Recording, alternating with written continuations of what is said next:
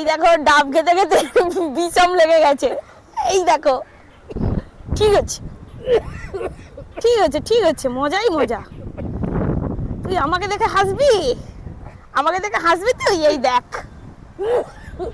এসব বাবা জগন্নাথের অভিশাপ, বুঝতে পারলি তো। ডাব খেতে খেতে সমুদ্রের তীরে ঘুরতে চলে এসেছি। আশেপাশটা দেখতে পাচ্ছেন যে কতটা সুন্দর, কতটা ফাঁকা ফাঁকা। হ্যাঁ, ওল্ড দীঘার মধ্যে এরকম জায়গাও আছে।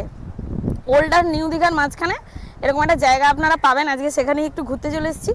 ডাব খাচ্ছি, দোকানদার আমাকে দেখে দোকান সামলাতে দিয়ে একটু রেস্টে গেছে। ডাব খেতে খেতে চলুন আজকের ভিডিওটা একটু শুরু করা যাক। দেখে নেব আজকের এই পুরো ব্যাপারটা, এই সুন্দর নির্জন স্পেসটা এবং আশেপাশে কত সুন্দর সবুজ, কত সুন্দর ঘন ঝাউবন আর বালিয়াড়ি এখনও দীঘায় অবস্থিত আছে, সেটার কিছু ইনফো আপনাদের দেওয়ার চেষ্টা করব। ডাব খেতে খেতে বিষম খেয়ে একদম নাজেহাল অবস্থা। দীঘার যে এই পোর্শনটা সত্যিই সুন্দর, কারণ এখানে ভিড় খুব কম। সমুদ্র সৈকতের পাশেই রয়েছে দুটো ছোট ছোট দোকান অবশ্য নয়, এগুলো রঙিন ছাতার তলায় যতটুকু বিক্রি বাটা হয়। মানুষের জীবনযাপন এখানে খুবই সহজ সরল। ওইদিকে দেখুন দূরে দোকানদার এখন লাঞ্চের টাইম হয়ে গেছে, ভাত খেতে বসে পড়েছেন। এই যে সমুদ্র সৈকত, ছোট ছোট দু চারটে কুলফির দোকান, ঠান্ডার দোকান এগুলো আছে। লোকজন প্রায় নেই বললেই চলে। সন্ধেবেলাতেও যে এখানে খুব বেশি ভিড় হয় তা কিন্তু নয়, কিন্তু আমার মনে হয় ভিড়ভাট্টা থেকে বেরিয়ে যদি একটু হাওয়া কেউ খেতে চায়, একটু সবুজের মাঝে সময় কাটাতে চায়, তাহলে এই জায়গাটা তাদের জন্য একদম উপযুক্ত। এই যে বিচের যে রাস্তাটা দেখতে পাচ্ছেন, ওই দিকটা হচ্ছে বিশ্ব বাংলা গেটের দিকে চলে গেছে, তারপরে রয়েছে জগন্নাথ ঘাট। আর এই দেখুন যতদূর চোখ যায় এদিকটা খালি সবুজ আর সবুজ। অবশ্য দীঘায় আরও বেশি ঘন সবুজ ছিল, প্রচুর ঝাউ গাছ আগে ছিল, কিন্তু এখন আর ততটা না থাকলেও এই পোর্শনটা কিন্তু প্রচুর ঝাউ গাছ আপনি দেখতে পাবেন। আর রয়েছে বালিয়াড়ি, আর বালিয়াড়ির মধ্যে যে গাছগুলো হয় সেই গাছও কিন্তু এখানে কিছু কিছু আপনি দেখতে পাবেন। পেছনটা দেখতে পাচ্ছেন খালি বালিয়াড়ি আর ঝাউবন আর সবুজে সবুজ। দীঘার যে জগন্নাথ ঘাট রয়েছে, সেই জগন্নাথ ঘাট থেকে যদি একটু এগিয়ে আসেন নিউ দীঘার দিকে, তাহলেই আপনারা পেয়ে যাবেন ল্যারিকা ঘাট। আর হ্যাঁ, ল্যারিকা ঘাটের যে সৌন্দর্য, মানে ভিড়ভাট্টাহীন সুন্দর শান্ত নিরিবিলি একটা জায়গা, পাশে রয়েছে ঝাউবন আর রয়েছে সমুদ্রের সুন্দর সুন্দর ঢেউ। এই বিষয়টা যদি কেউ উপভোগ করতে চায় তাহলে কিন্তু তাকে আসতেই হবে এই ল্যারিকা ঘাটে।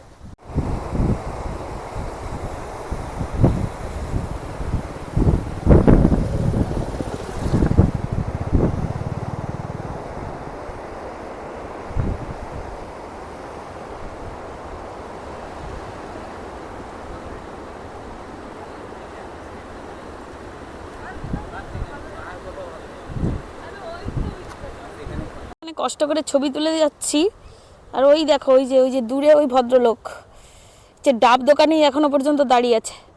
একটু জুম করি, মানে আমি একা একা রোদে রোদে করি, হ্যাঁ, তুই ওখানে বসে বসে ডাব খা। ও, এটা আমার জন্য আনলি? তবে কি এত ভালোবাসিস? OMG, একে বলে প্রেম। বাপ্পা, ধন্য আমার জীবন, ধন্য ধন্য আমি, ধন্য আমার 14 গোষ্ঠী তোমার জন্য ধন্য। গিল তুই গিল। না, আমি অনেকটা খেয়েছি। অনেক ছোটবেলায় যখন দীঘা আসতাম তখন মূলত এই বালিয়াড়ি এবং ঝাউবনটা ছিল এখানকার সৌন্দর্যের মধ্যে অন্যতম। এই ঝাউবনের গাছের তলাতেই মানুষ আসতো, একটু পিকনিক করতো। বিশেষ করে ওয়ান ডে, একদিনের জন্য যারা আসতেন তারা এখানে পিকনিক করে, বনভোজন করে, শীতকালটা বিশেষ করে আবার ফিরে যেতেন। কিন্তু ঝাউবন এখানে ধীরে ধীরে অদৃশ্য হয়ে যাওয়ার জন্য এখন আর অতটা মানুষের মধ্যে সেই ট্রেন্ডটা নেই। এখন পিকনিক করে সমস্ত অন্যান্য জায়গায়, কিন্তু এই ঝাউবনের মধ্যে আর পিকনিক যারা করতে আসে তাদের প্রবলেম হচ্ছে এই যে দেখুন ঝাউবনের মধ্যে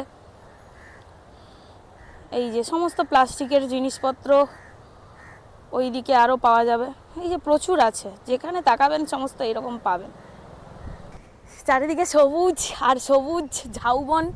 আমার তো মনে হয় এতদিন এই উদয়পুর, এইপুর, ওইপুর এই সমস্ত না ঘুরে যদি এখানে একটু বেশি টাইম কাটাতাম তাহলে মনে হচ্ছে অনেক বেশি ভালো হতো। হোটেলে যদি বদ্ধ বদ্ধ লাগে কারো, চলে আসুন এখানে ঝাউবনে, বিন্দাস কয়েক ঘন্টা বসে তারপরে আবার হোটেলের রুমে ফিরে যাবেন।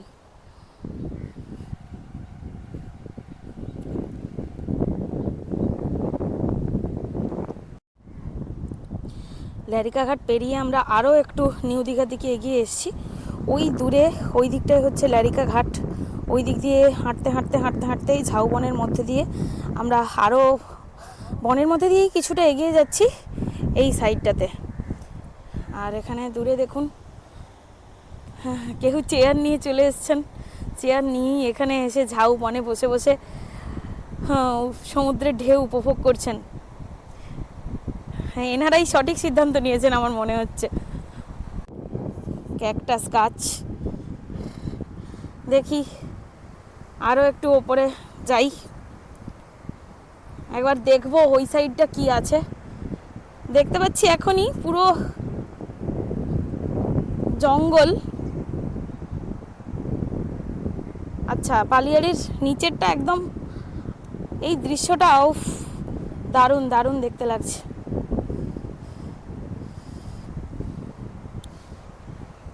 এখানে বসে বসে সমুদ্র দেখার মজাটাই আলাদা বস, কোনো কথা নেই। ঝাউবনের জঙ্গলের মধ্যে দিয়ে বেশ সুন্দর সুন্দর রাস্তা চলে গেছে, পায়ে যে হাঁটা পথ বোঝাই যাচ্ছে। স্থানীয় বাসিন্দারা সম্ভবত এই সমস্ত রাস্তাগুলো দিয়ে মানে এরকমভাবে এঁকে বেঁকে যাতায়াত করেন। তো আমি অনেকটা চলে এসেছি, চলে আস্তে আস্তে কোন দিকে যে যাচ্ছি সেটাই এখন বোঝা মুশকিল হয়ে গেছে আমার। একা একা যাচ্ছি, নির্মলের কোনো খোঁজ নেই, সে কোথায় কে জানে। দেখি আমিও আর একটু হেঁটে তারপরে ফিরে যাব গাড়ির দিকে।